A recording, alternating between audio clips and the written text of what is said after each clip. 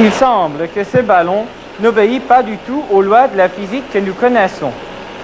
Pour pouvoir expliquer ce comportement paradoxal d'un corps en équilibre dans un jet d'air, nous devons regarder de plus près ce qui se passe quand un fluide en mouvement, ici de l'air, contourne un obstacle.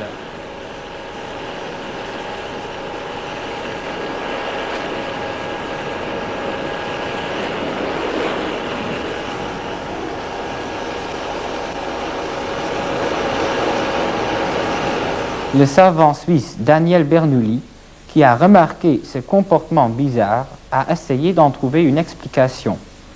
Les Bernoulli de Bâle sont des descendants de protestants anversois qui ont quitté leur ville à l'époque de la Réforme. Cette famille a fourni au monde en 3 générations 8 mathématiciens ou physiciens célèbres, parmi lesquels Daniel.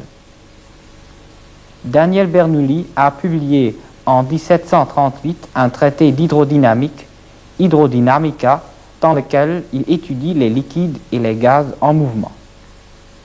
Bernoulli a montré dans ce traité que la pression d'un fluide, c'est-à-dire d'un liquide ou d'un gaz, est plus faible lorsqu'il est en mouvement que lorsqu'il est au repos, et que la pression du fluide est d'autant plus faible que la vitesse du fluide est plus grande. Pour voir si tel est le cas, nous allons nous adresser à l'expérience. Nous vérifions le théorème de Bernoulli à l'aide d'un tube d'écoulement avec un rétrécissement. Ces 2 tubes verticaux se trouvent l'un à l'endroit de faibles sections du tube, l'autre à l'endroit de grandes sections du tube horizontal. Si on fait circuler l'eau dans le sens indiqué, l'eau monte dans les 2 tubes verticaux. La dénivellation de l'eau nous indique la pression qui existe dans cette partie du tube. Et nous constatons que la pression est la plus faible à l'endroit le plus étroit du tube.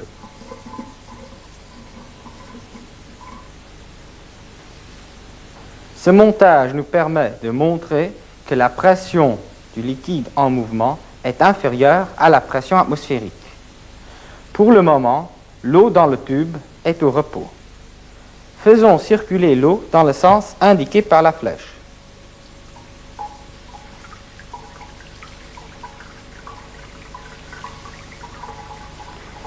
La dénivellation du mercure dans le tube en U, ouvert à l'atmosphère, nous indique la sous-pression de l'eau en mouvement par rapport à la pression atmosphérique.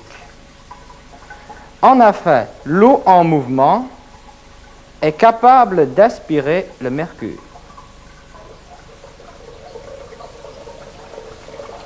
Faisons maintenant circuler l'eau en sens inverse à travers le tube d'écoulement.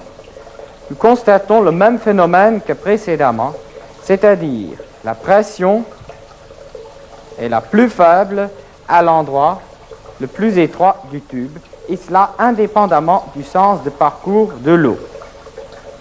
Comme nous avons affaire à un écoulement uniforme, le même volume d'eau entre dans le tube et ressort de l'autre côté. Donc, la même quantité d'eau doit passer par seconde à travers la grande section et aussi à travers la section plus faible. Or, cela est seulement possible si la vitesse d'écoulement est plus grande dans le rétrécissement du tube. Vérifions cela à l'aide de ce dispositif où le fluide en mouvement est de l'eau qui circule entre ces 2 vitres. Nous pouvons matérialiser les lignes de courant à l'aide de la sciure de bois qui se trouve en suspension dans l'eau. Faisons circuler l'eau.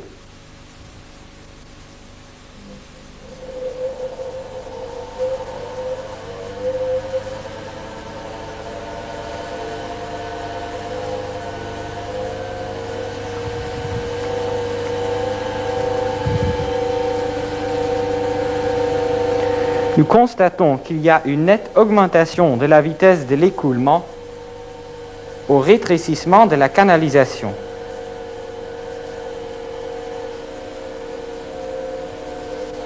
Retenons donc, premièrement, la pression dans un fluide en mouvement est plus petite que sa pression au repos. Deuxièmement, la pression dans le fluide en mouvement est d'autant plus faible que la vitesse d'écoulement est plus grande. Troisièmement, la vitesse d'écoulement est la plus grande aux endroits où les lignes de courant sont le plus serrées.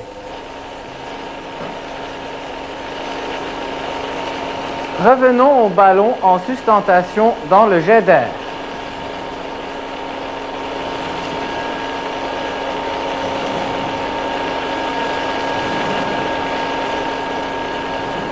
Le ballon est poussé par le jet d'air avec une force qui est de même direction et de même sens que lui, la traînée F indice T. La majeure partie du jet d'air passe au-dessus du ballon. L'air y a donc une vitesse plus grande qu'en dessous et par conséquent, la pression au-dessus est plus faible. Le ballon est aspiré vers cette région de faible pression par une force que nous allons désigner par force de Bernoulli. La résultante des deux forces est dirigée selon la verticale vers le haut et aussi longtemps qu'elle est supérieure au poids du ballon, celui-ci reste en équilibre dans le jet d'air. Rien ne nous empêche d'orienter le jet d'air verticalement vers le haut. Dans ce cas, c'est la traînée seule qui s'oppose au poids et on peut se demander quel est le rôle de la force de Bernoulli. La balle ne quitte jamais le jet d'air. Dans le jet cylindrique vertical, la pression est en effet plus faible que dans l'air ambiant. Le ballon, se trouvant une fois dans cette région, y est maintenu et il se heurte, pour ainsi dire, continuellement aux parois d'un cylindre invisible duquel il ne peut pas sortir. Imaginons une fois que le ballon soit sur le point de quitter le jet d'air vers la droite. Alors, le jet d'air passe uniquement sur sa face gauche et y produit une pression plus faible qui l'aspire.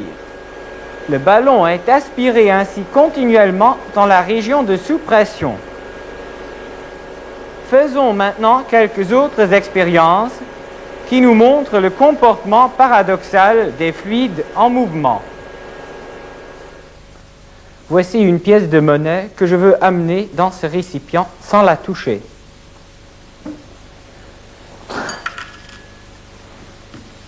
En soufflant sur la pièce de monnaie, elle est aspirée par le jet d'air qui passe à grande vitesse au-dessus d'elle et entraînée ensuite.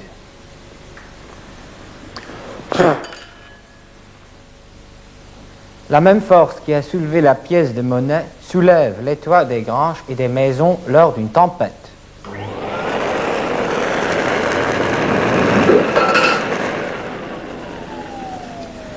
Le toit est aspiré dans la région de basse pression qui règne à l'endroit où la vitesse de l'air est la plus grande.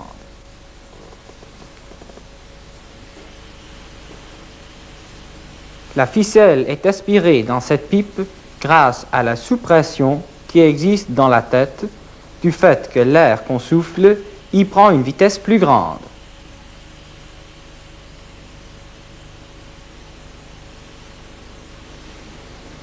Le claquement d'une porte lors d'un courant d'air s'explique aussi par le théorème de Bernoulli.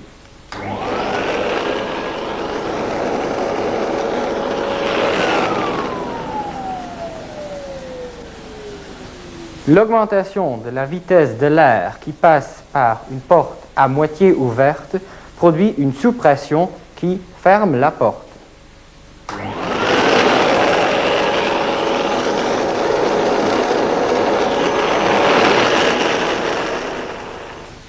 Cet entonnoir nous permet de voir encore une fois le comportement surprenant d'une balle dans un jet d'air. En soufflant dans l'entonnoir, la balle de ping-pong est aspirée contre toute attente. En effet, l'air, en contournant la balle, prend une vitesse assez grande et c'est en vertu du théorème de Bernoulli que se crée la sous-pression qui la retient dans l'entonnoir. Rien n'est plus simple que d'éteindre une bougie par le souffle. Mais voyons ce qui se passe quand on souffle à travers un entonnoir. La flamme, au lieu de s'éteindre, est aspirée dans l'entonnoir, conformément au théorème de Bernoulli. En affaire, dans le rétrécissement de l'entonnoir, la vitesse de l'air est la plus grande, donc la pression y est la plus faible.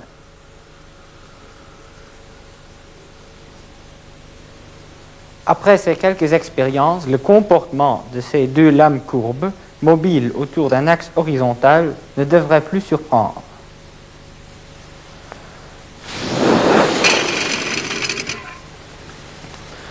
En essayant de les écarter par le souffle, nous constatons que les deux lames s'attirent et se touchent même. Entre les lames, où l'air est en mouvement, la pression est plus faible et produit l'attraction des lames. Si nous soufflons plus fortement,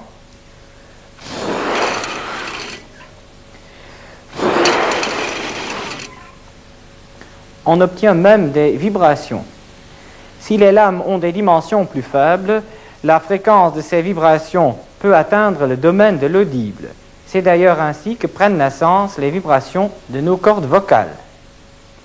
Voici une soufflerie qui nous fournit un jet d'air puissant que je vais diriger contre ce carton qui va donc probablement être repoussé par le jet d'air.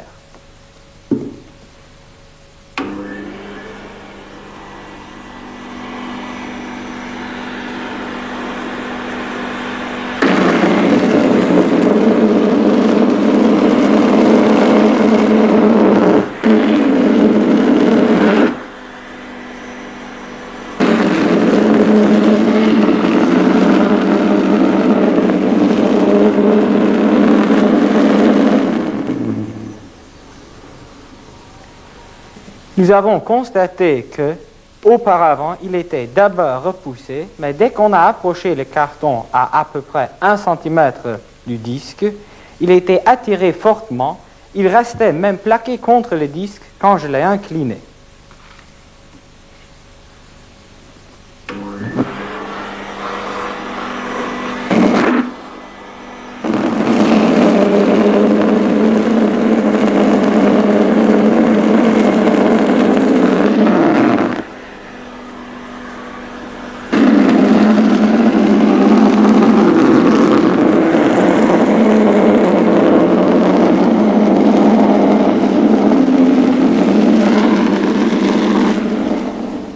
Voici un dispositif qui nous permet de voir l'intensité de la force d'attraction. Voyons par l'expérience si la force d'attraction qui s'exerce sur ce disque inférieur est assez grande pour vaincre encore le poids de cette surcharge de 200 grammes force que j'y accroche.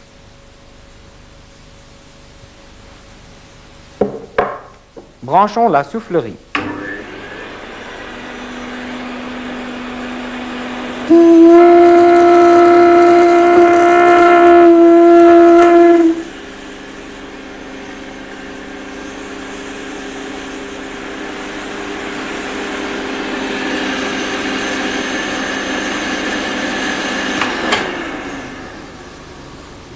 Le théorème de Bernoulli nous fait comprendre aussi pourquoi des navires qui se croisent parallèlement et à faible distance vont s'attirer.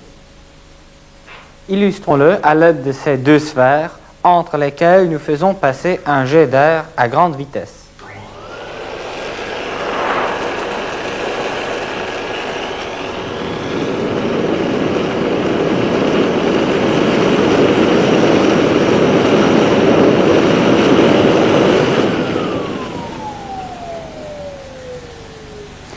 Les deux boules s'attirent.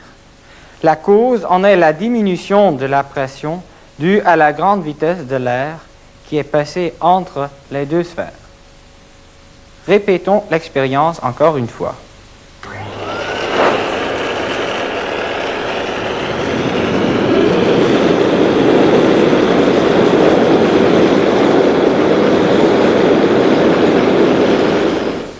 Nous allons montrer que ces comportements surprenants, du moins à première vue, sont tous conformes au principe de Newton qui ne tolère aucune exception.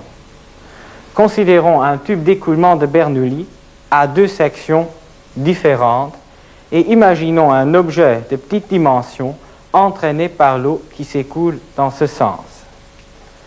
Dans la partie de plus grande section, la vitesse est faible et l'objet est animé de la même vitesse que le courant. Or, un objet animé d'une vitesse constante qui se déplace sur une trajectoire rectiligne est soumis à aucune force en vertu du premier principe de Newton, du célèbre principe d'inertie, qui dit qu'un corps animé d'un mouvement rectiligne uniforme est soumis à une force nulle. Les différentes forces de pression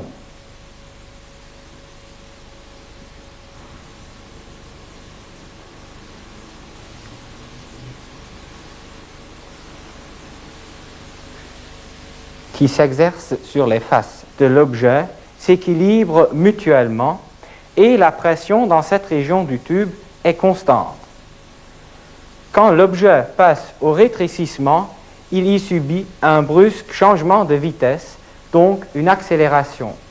Or, en vertu du deuxième principe de Newton, une accélération ne peut être due qu'à une force. Cette force, qui est la résultante de toutes les forces pressantes,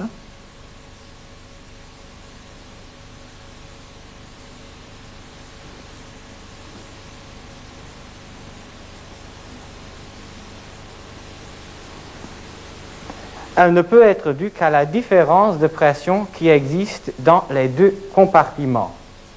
Donc, la différence de pression qui existe dans les deux parties du tube de Bernoulli est responsable de l'accélération que subit la particule.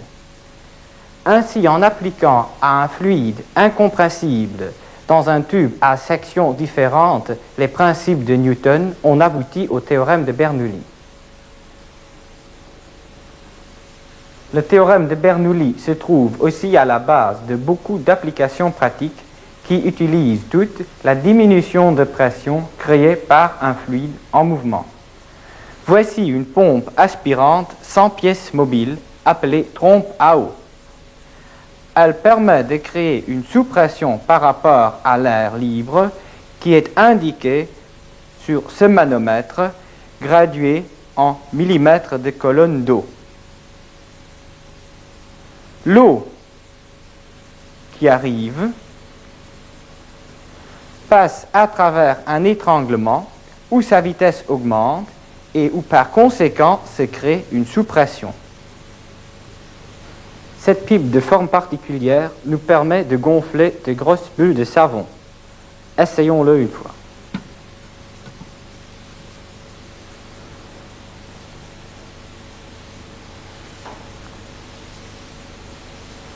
L'air qui entre dans la pipe augmente sa vitesse en passant par l'étranglement, d'où création d'une sous-pression, c'est-à-dire aspiration d'air. Les bulles de savon se gonflent donc essentiellement d'air aspiré par effet Bernoulli et non pas d'air provenant de nos poumons.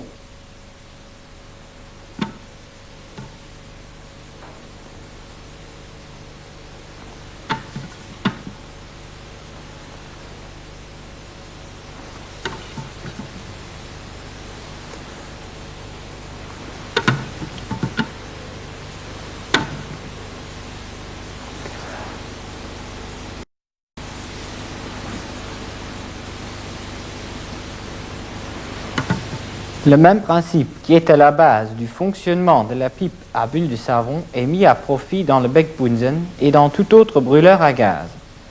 Le jet gazeux, par sa grande vitesse, crée une sous-pression par rapport à l'air ambiant qui est aspiré par cette ouverture en bas.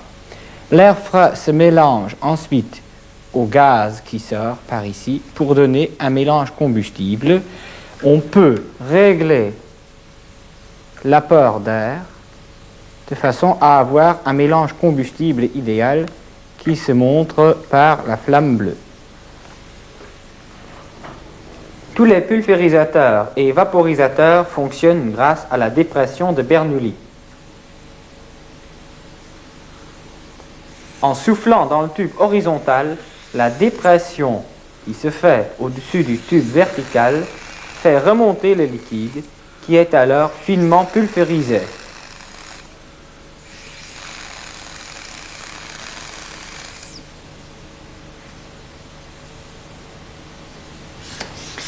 Ce pulvérisateur qui sert à répandre des insecticides peut être utilisé facilement avec de la couleur et nous avons le modèle du pulvérisateur à air comprimé dont se sert le peintre.